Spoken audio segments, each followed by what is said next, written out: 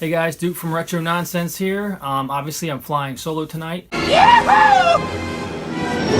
because this doesn't really pertain to the kids, and they would just probably annoy me with something like this anyway. So I'm doing it by myself. So just want to go over a couple things that have recently kind of been going on with me. First of all, I've decided to try to do a full Tengen set. And I wanted to thank Chris Roberts from the NARC podcast. He found out through Twitter that I was going to attempt this, and he sent me a game, Super Sprint, to help me out. So out of the kindness of his heart, just sent it to me.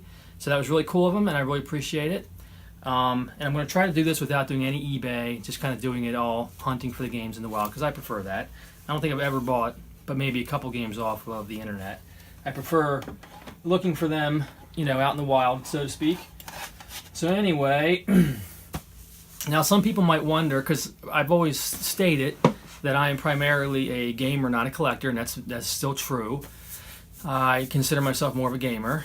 I've never gone for any kind of complete sets or anything like that, but I really have been interested in doing the Tengen ones because, number one, I think the history of Atari and Nintendo during that time period in the mid-'80s is really interesting. It's a really neat story. And there's not many of them. I think there's 19 or 20, if I'm not mistaken, of those games. So it's not going to be a very difficult task to complete. And I think the most expensive one, if I'm not mistaken, is the Tetris one. And I think that's like, I don't know, maybe $60 or something. I'm not really sure, but I don't think they're that expensive. So it'll kind of be fun to have this in the background when I go to game conventions and stuff to try to find more of the Tengen games to try to complete my set. But I still am primarily not that kind of a collector, but I figured I'd give it a shot and see how good it goes. I'm not going to go crazy with it. If it's too difficult or there's a couple of them that are too expensive, then it is what it is. But I thought it'd be fun to try to go for a full set. And secondly, I wanted to talk about, I rearranged all my games, my NES games especially. I had them in alphabetical order. I want to get your guys' thoughts on this. It never sat well with me. I never did it that way as a kid, and I found it very unsettling because certain games that I thought should go together had to be separated because of their alphabetical placement. And the Tengen set is a perfect example of that. I wouldn't be able to stand having those all separated if I had a nice complete Tengen set. So I went ahead and redid everything to the way that I used to do it as a kid. And it may seem weird and nonsensical, to use a word, but I did it the way it makes sense to me. And some of it makes no sense, and I can't even really explain what kind of order they're in. But I never liked alphabetical. It just didn't sit well with me. So I think I'm going to go ahead and grab the camera here and show you. Okay, so as you can see, now when I put them in alphabetical order, I had them starting here at the bottom, going to the right, and then up here, and then up here. And I kind of did it the same way this time, except they're not in alphabetical order. They're kind of, I guess, in order of significance to me, I guess is the best way to put it. So down here at the beginning, I've got my, Nintendo games, the ones that were put out by Nintendo for the most part. And that's, again, ones that are not really my favorite to least favorite, but sort of more, I don't know how to explain it, just significant, I guess, is the best way I can put it. So I got my Zeldas, the Super Mario Brother games, and then from there you go into some of my favorite earlier releases, Metroid, Kid Icarus, Punch-Out, Excite-Bike, and so on and so forth. So here's all the earlier Nintendo releases. And then they kind of go into some arcadey games, as you can see, Spy Hunter there, Paperboy, Road Blaster, Rampage. And then it goes into some pop culture-y kind of games, RoboCop, Karate Kid, Airwolf, that kind of thing.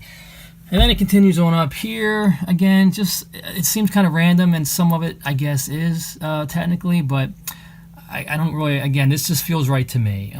So let's see here, Double Dragon series. And now, once I get here, I start to do games put together in order by manufacturer. So I've got my Capcom games here, and I guess for the most part in order of my favorite, again, but not really. So I know this is confusing. The Q dogs are going to go nuts. But anyway, as you can see, I love Bionic Commando. It's probably my favorite Capcom game. Then you got Mega Man 2 and 3, the only two that I have. Ghosts and Goblins, Strider, Commando. I love Gunsmoke, 42 and 43. Then my Disney Capcom games are there together. And then I've got my Konami games, I guess in order of importance or my favorite, but not really because I put Contra and Super C first, but I'd argue that Castlevania's I like better. But anyway, that's just the way I put it in there. And then I got, here's another example of some oddness. I've got Double Dribble and Blades of Steel, but then I've got another section up here of more, sports games, but I had to put these with my Konami games because it just feels more right. And then you go into the Ultra Series games that I have here as well. And then up here, again, these are they're trickling down to some of my lesser favorites, but I mean, it's hard to say because Star Tropics I love. I love Bases Loaded. Some of these sports games are great, but they just feel right being towards the end of my, list here or whatever you want to say. Then my Tengen games just look cool in the end there altogether. Then I got some Super Nintendo games that I've done the same thing with. So I just wanted to kind of show you guys what I did here. It sounds crazy, and I'm probably not explaining it very well because, I'm a stutter face, so I don't speak good. But anyway, that's just what I decided to do. I thought I'd get your guys' input and see how you guys categorize your games or put your games on your shelf. This feels better to me, and I'm sure I can change them here and there as I get new ones and as I feel maybe I made a mistake or something. But this even looks to me a lot better. Some of the colors are kind of together, like the Ultra games and the Konami games and the Tengen games, obviously. I think it just looks a lot better. So there you go, guys. There's that. I'm going to put the camera back up here like that. Jump back in front of the camera like this and say my goodbyes. I also wanted to thank the Q Dogs. They did a parody video of my channel, which was hilarious. They were, it was an honor to be parodied by the Q Dogs. So I'll put the link to the video in the description box. Go check it out. It was very funny. Also check out STC Pots and somewhere in their shirt. Why not? I could rattle on a million other great podcasts and videos and all that stuff, but I'm not going to do that. And wish me luck on my Tengen hunting. And yes, Tengen is how I say it. Some people say Tengen, I think. But Tengen, I think, is the proper way to say it because a little piece of history here. Back in the 80s when the owner of Atari, John Atari, I think his name was, he was so confident that his subsidiary for their Nintendo games would be successful that he often boasted that it would last for 10 generations, hence Tengen. So that's how I know it's Tengen. I bet you didn't know that, Norman Caruso. Little piece of history for you. But anyway, in all seriousness, go check out, actually he did, the gaming historian did a really good video on Tengen and their history, or Tengen and their history. So go check it out. I'll put that link in there too because it's really good.